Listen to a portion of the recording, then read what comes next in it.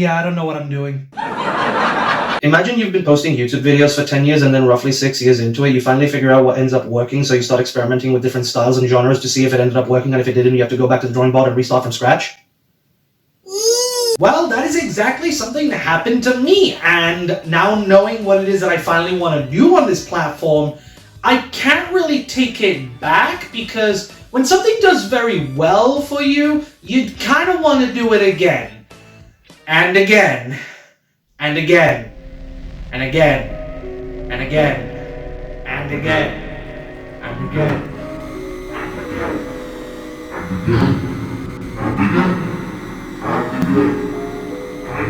It's also getting to the point where I'm being asked by all of the amazing elders the simple question, how do you do it? Believe it or not, the biggest question that I always end up getting when it comes to going out and seeing family, you know, for some gatherings, or just happen to be standing out in public for an awkwardly long time, is how do I do the thing that I do and how to do it? And the honest answer is, I just do the thing. I just do it.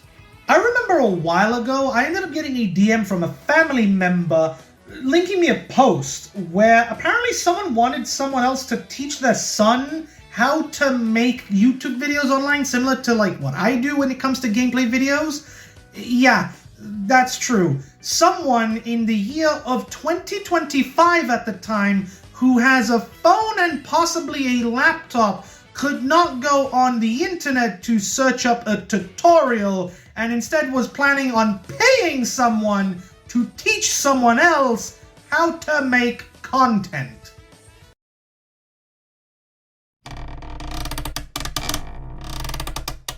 Which got me thinking, so why don't I just go ahead and remake my, at this point, very old setup tour from 2021 and turn it into a how does Edward do the thing that Edward does and how to do it.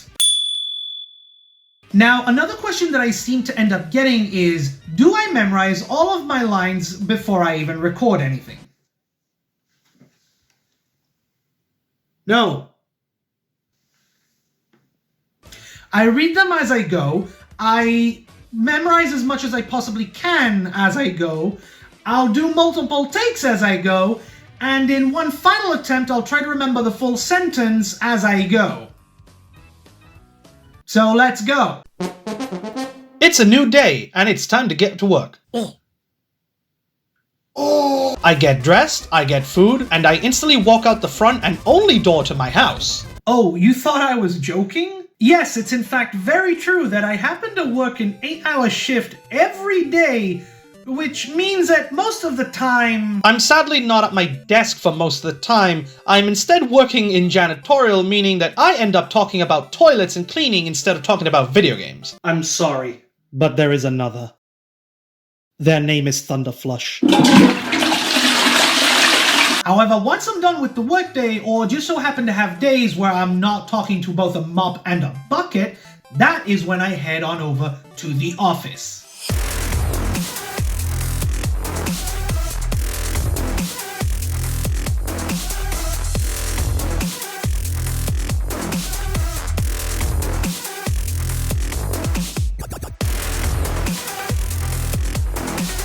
This is the workstation. Basically, whenever I get asked if I own a specific console, or if I've played a specific game, or have I watched a specific movie, or do you have a life? And my honest answer is that roughly 40% of this game library, I haven't played yet. Not because I don't want to. Like, if I didn't want to play a specific game, then I wouldn't pay for it at all, because then that'd be a waste of money.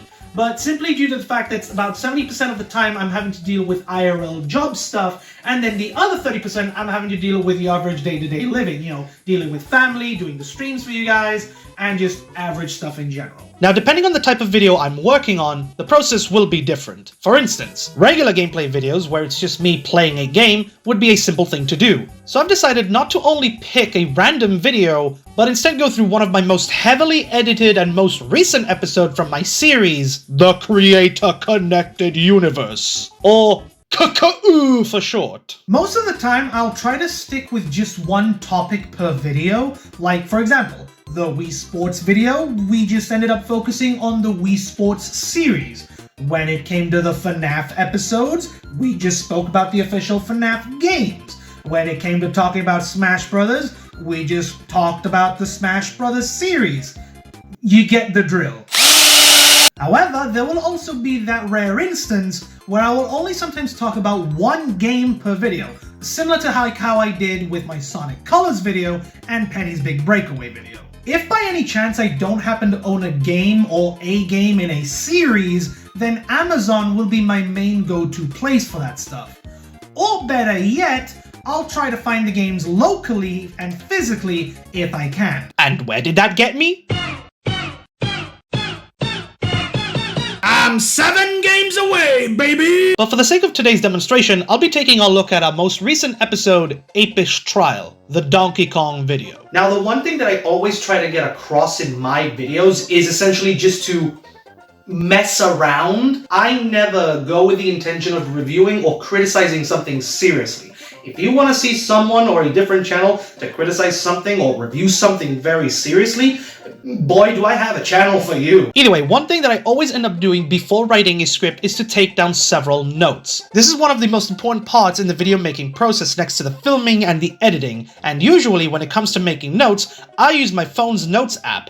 What kind of notes to be exact? Well, it all comes down to 2 specific notepads. The first of which is noting down all of the necessary information you'll be needing to make the video in the first place, such as which games need to be played, making a list of all the games I have for said list, a list with all the needed and relevant information about said game or games when it comes to its development, and the second is just an extra notes pad to take down notes of the things that happen to catch my attention and feel like it could be worth doing in the future. If I can come up with any last minute gags, then I'll write that down. If I can come up with anything like extra details to help flesh out the lore of the series and help build out the story, then I'll write that down.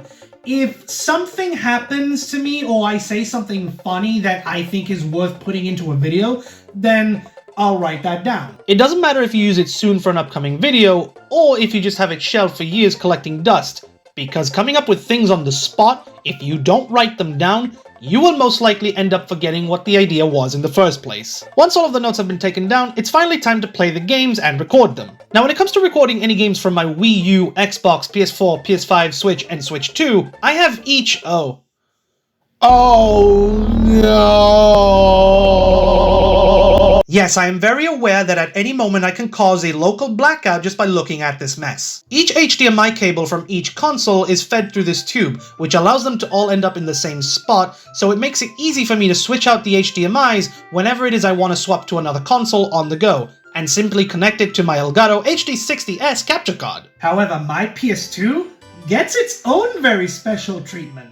You see, the PS2 doesn't have HDMI cables, so instead the PS2 SCART cable is fed into this AV2 to HDMI converter, which is then hooked up to a separate HDMI cable that is then fed into the Elgato. I used to use a capture card that allowed me to record off of the PS2 without having to use a converter. But for some reason, every time I did so, the games kept coming up like a movie from the 1880s. Now yes, there are converters out there that can do a better job than whatever this is, but at least it's in color, and it made Red Hot Sonic proud of me for not using an emulator. Are you capturing this from a real PS2? Yes, I am. Awesome, awesome. Mm-hmm. Good man. Using one of those cheap AV to HDMIs. I can tell.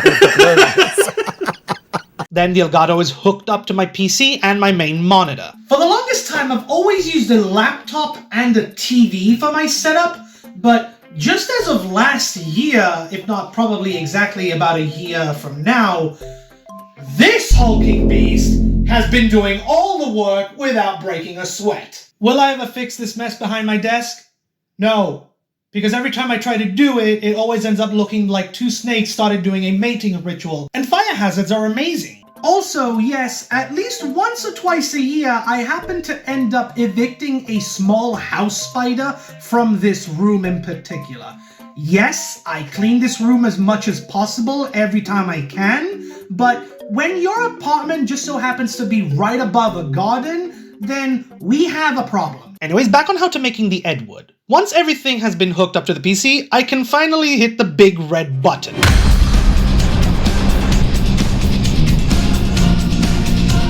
Now, you'd be surprised to know that I don't happen to spend a lot of time playing these games. For instance, when I recorded gameplay for my Sonic Colors video, I recorded the full 5-hour experience, cutscenes and all. But when it comes to making a video about a hairy ape that wears nothing but a tie that has over 4 decades of video games to record, I'll only spend 30 minutes to 1 hour maximum recording gameplay for said games. As long as the captured footage captures the most important elements like cutscenes and gameplay, then there is no need to panic. Now, when it comes to the games that I can't physically play because I don't own a copy, or just can't find one, or just don't own the correct console for it, if it's not available on modern platforms, I just stick to using the promotional materials like old ads and trailers. How do you keep track of all of the ads and make sure you've got them ready to go? Easy. You make more notes. Trust me, taking down notes is the most essential part when it comes to making a retrospective video. Not just for any extra information and potential footage you'll be using, but also to take down notes of the things that happen in the gameplay videos that you just ended up recording and which games still need to be recorded. Anyways, we made our notes, recorded the footage, took more notes, pass it all into a single file on your desktop, look at yourself in the mirror for self-motivation and to make sure you've got any sanity left, sit back down, and now it's time to perform the creator's call.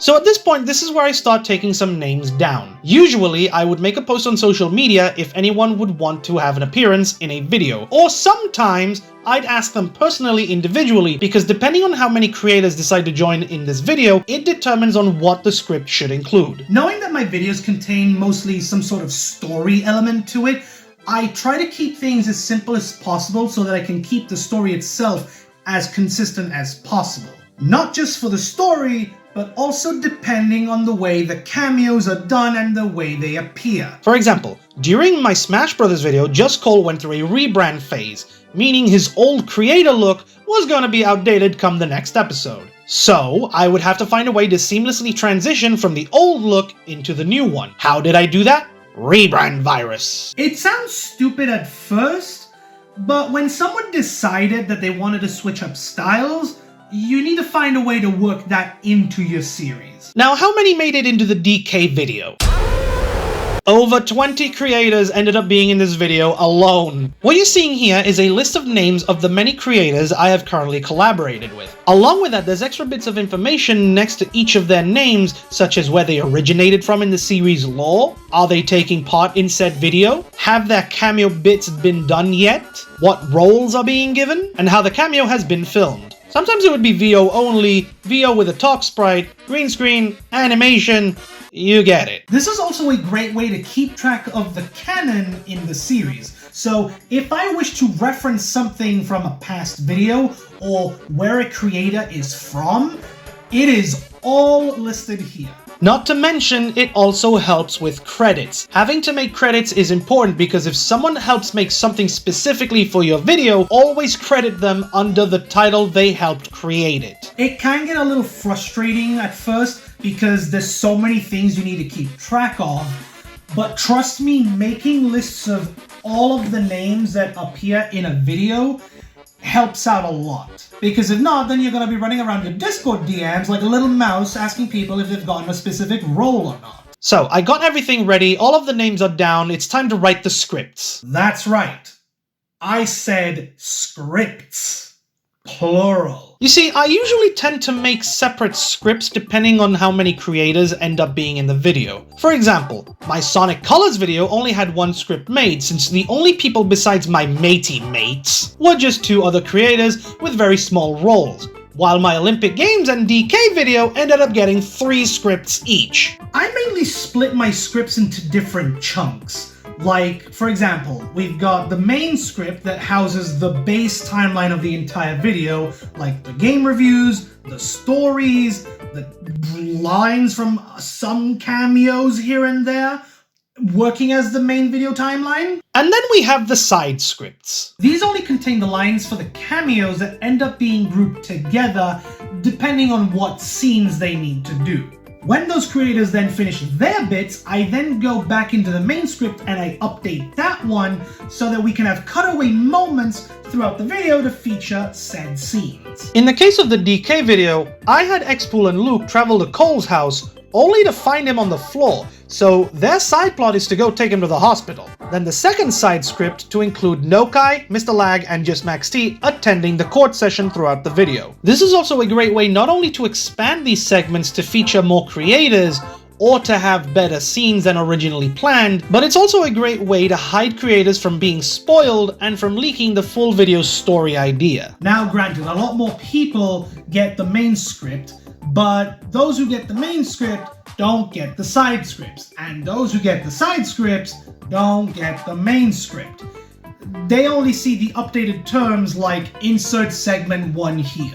Now, what do my scripts look like? Well, the side scripts look plain and simple, but the main scripts that I use...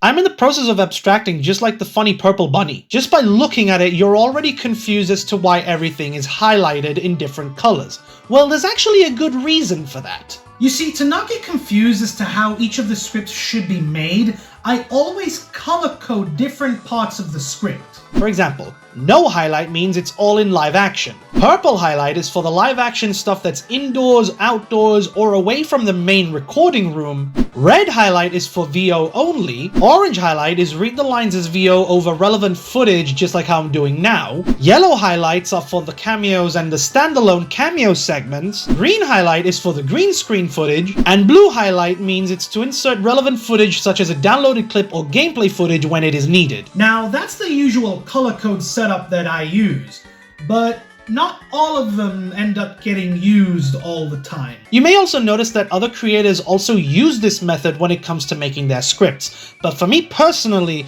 this just makes things a lot easier for me to know what it is that needs to be filmed on what days. So if I'm recording that is essentially everything VO only, I can just scroll down the script to look for the bits that I need to record that is just VO only.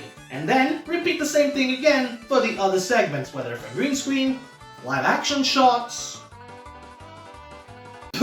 Now you're probably wondering, what do my green screen shots look raw? Well, it looks like this, but if it wasn't for these guys, the green screen wouldn't be what it is. Yes, it's unfortunate that every time we need to use the green screen, we need to move my furniture around depending on the shot we need. Sometimes we'll be using the chairs or the sofa, but for the most part, we are just standing there in a line of 3. This is simply due to the restrictions that we have with the green screen since we don't have a lot of room to move around in. And as sad as it is, Michael is the one to suffer the most. How do your legs feel now, boy? Miserable. You see, by being the tallest one in the room, in order for him to fit on screen with us, he needs to perform half a kneel just to fit himself in frame, which means a lot of the time, when Michael appears on green screen standing up, 90% of the time, he is hurting his legs. Aiden usually handles the camera for most of the time, but there will be times where we need to use his phone-addicted booty for some shots. Oh, and by the way, for a long time now, I've been asked on... What is it that Aiden is looking at on his phone? And to be fair, we do have a canon answer for it, but in reality, what he is seeing is the script. There will be times where we need to use the green screen here in the main living room, so to save us on time and money to pay for ink cartridges to print out the script, I just send Aiden the scripts and he opens it up on his phone. It makes things so much easier for all of us. But Eddie, why don't you send the script to your phone instead? Why do you gotta send it to someone else? Well, there's 2 reasons for that. One is that Aiden loves to forget his lines a lot. And 2 is, I use my Samsung A50 to essentially record everything. Yes, I mean everything. This is my go-to camera for live action, green screen, and voiceover. I do have all of the equipment needed to make this type of video, but to be honest, when my over 4-year-old phone can pump out better quality sound and picture than my other microphones, the ones that I spend on more, why would I change that? Why would I swap them out? Anyway, where were we? Filming videos at this scale does take time and a lot of planning. Scheduling is important because there will be days when Michael and Aiden are not available, or when I'm not available, or when everyone is free but I can't film because there's construction going on right outside your house. And this is why we cannot film anything.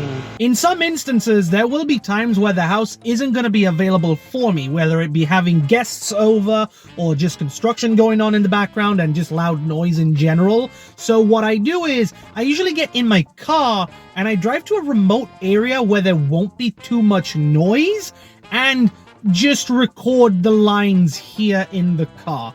And honestly, it's not a bad idea. It's a nice backup plan in case I can't do anything at home, but I try to avoid it as much as possible simply because A, it gets awkward and people stare at me like how someone is doing right now.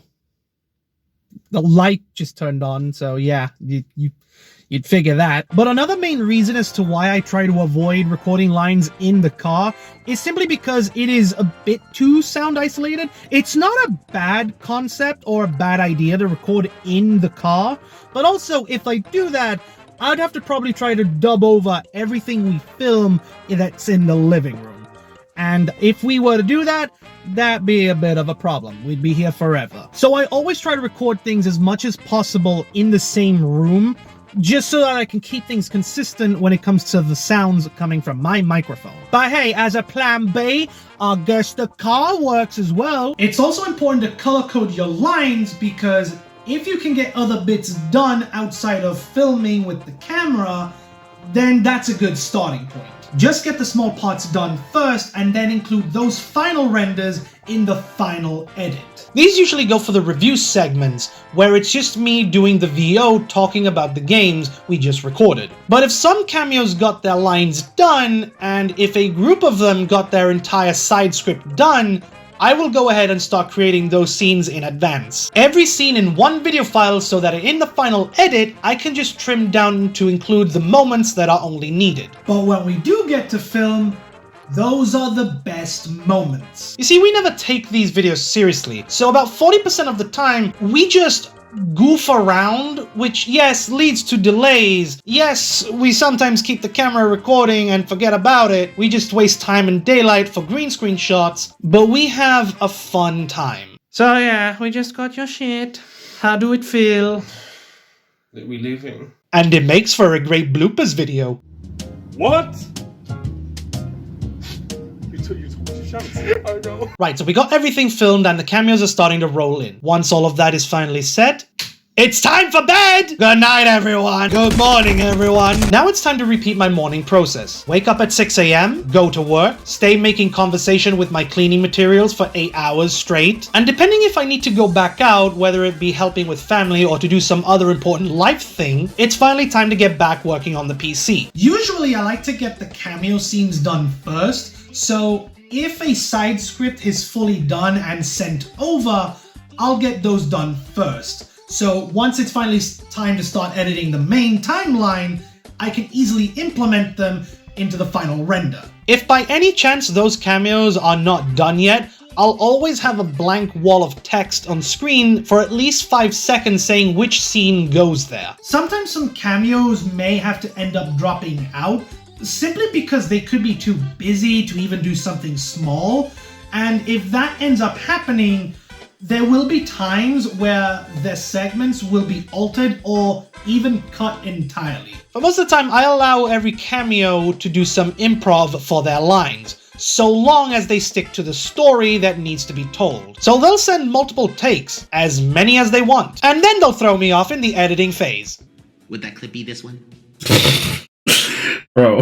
It's the way you do the line. And sometimes these improv moments can also lead into some very funny little extras, such as extra details in the background, or even extra cameos that were never part of the video to begin with. For example, this scene where Xpool calls Sam on the phone, he was never in the script, but by adding Sam's name in his recording session, I contacted Sam and he easily sent over his little extra cameo. I've been trying to get this dude in this series since 2022. Can you believe it? It finally happened. I'm only kidding. You never needed to be in the series in the first place. Okay, Sam, please don't take this seriously. Okay, thank you. Obviously, these edits with the side cameos will mostly have everything except for music and sound effects. But all of the lines and the imagery, that is the first thing that always gets done. Sometimes I will include music in these cameo segments, but only in times when the scene ends and there's no music for a transition. And all of the side script scenes, they are rendered as one big video, ready to be trimmed down in the final render so that I can easily implement them into the final timeline. Normally these cameo segments would take me roughly a day to make, but after dabbling with Blender for the first time to bring a more cinematic feel to the videos, the Xpool, Cole, and Luke scenes took me roughly 4 days to make. I used to render the cameo sequences individually, but making them all into one big video file just really helps out a lot and keeps things all together, so nothing short. The shorts. I completely forgot about the short. Now I got the shorts on.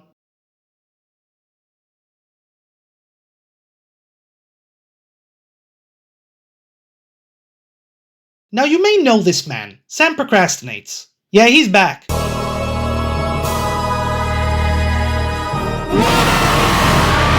For a little over a year now, I've been making his shorts for this channel, and it's been really fun getting to make those videos for him. I get his humor, he gets my humor, I think. Usually it takes me 30 minutes to 1 hour to complete a short for him, depending on the type of short I'm making in the first place.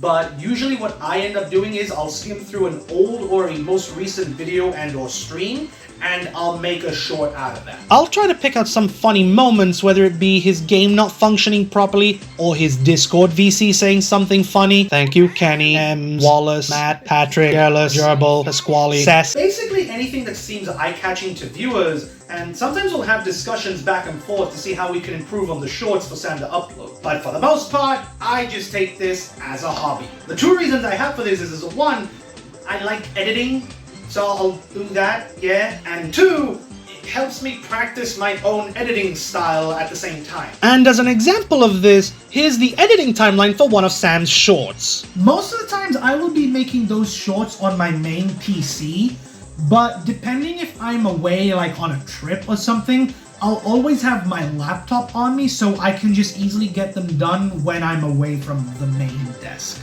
Alright, the short is complete. I left it in the Google Drive for him to upload to his socials, and it's finally time to get back to the computer to do my thing. Now, where were we? Right, now that all of the side script cameo shots are done, it's finally time to jump into the final render process. Undoubtedly, the longest part of the whole process, because not only will I finally start to put the pieces together and stitching them up, but I'll also be fixing mistakes, cutting some things out that may not be needed, maybe there'll be some reshoots for some shots that didn't come out properly or good at all. It's a long process. But the good thing is, not every cameo may have been sent in yet. So if there's a cameo slot still left to be sent, I always have plenty of time to rewatch the already edited segments and begin taking down all of the notes needed to fix exactly what needs to be fixed. Yes, I'm sick of taking down a lot of notes at this point, but taking down notes is probably my favorite part of the whole process. So, all of the cameos have finally been sent over, all of the fixes and additions have been implemented, time to give the video a few rewatches to make sure that I'm happy with it. I say a few because when you watch the video in its entirety within the editing program, it can look fine, but when you render this monster of a video at 4K 60 frames per second, you will most likely end up finding some errors with some frames. Do I try to fix these errors? Yes. Will I get to all of them? No. especially when you tried to tie a video release with a mid-movie released in cinemas on April Fools of all days. I also forgot to mention that the rendering process, not just for the final render, but for some of the Blender shots are insanely slow. And just this solo shot of X-Pool and Luke opening a door took roughly 3 days to fully render, which means I unfortunately had to keep my PC on for 3 days straight, making sure that the final animation rendered properly. And if there was an error that needed fixing and I needed to redo that render again, essentially taking another 3 days to fully render it because But anyways, the final render is done. It's time to upload, but it's not time for release yet. You see, because now we need to write down exactly what goes in the description, being a small brief summary of the video, any necessary links that lead into the video, as well as making a thumbnail. These are links to every creator who took part, a video description explaining the plot of the story in a brief manner, and literally anything else that is needed. Oh, and when it comes to making my thumbnails, I use a site called Photopea. That's right, Photopea. Photopea is actually a more accessible version of Photoshop. It's free of use, and you can save thumbnails along with other image works and open them up as if they were in Photoshop. Once everything is finally set, it's time for the premiere. I copy the link to the video, I'll send it to those who worked hard on it, and then it's time to watch over 6 months of hard work.